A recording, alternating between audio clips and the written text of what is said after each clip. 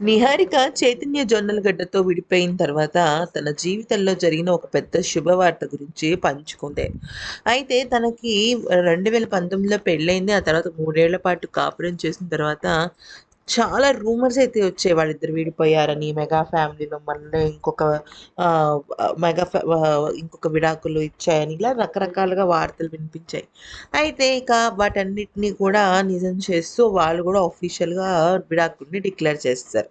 ఆ తర్వాత వాళ్ళిద్దరి విషయంలో చాలా పెద్ద ట్రోలింగ్ జరిగింది. ఎందుకంటే నిహారిక ఒక ఇంటర్వ్యూ ఇవ్వడము, ఆ ఇంటర్వ్యూలో తన డివోర్స్ గురించి, తన భర్త గురించి కొంచెం ఇండైరెక్ట్‌గా టాపిక్ వస్తే దానికి సంబంధించి చైతన్య జొన్నలగడ్డ కామెంట్ పెట్టడము, ఇలాంటివన్నీ చాలా పెద్ద విషయాలు జరిగాయన్నమాట.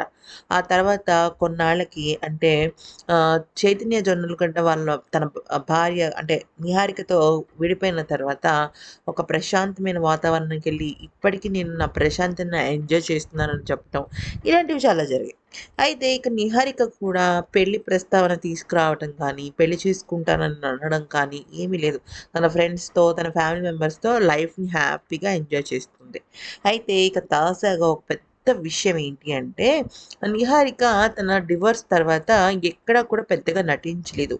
ఓ 2, 3 అడ్వర్‌టైజ్‌మెంట్స్‌లో వాటిల్లో తను కనిపించిందే తప్ప, రియల్ మూవీలో కానీ, వాటిలో కానీ ఎక్కడ కనిపించలా. అయితే మెగాస్టార్ చిరంజీవి 156వ సినిమా 'విశ్వాంబర' త్వరలో రిలీజ్ కాబోతుంది. ఇప్పటికే దాదాపుగా సగం షూటింగ్ పూర్తయింది.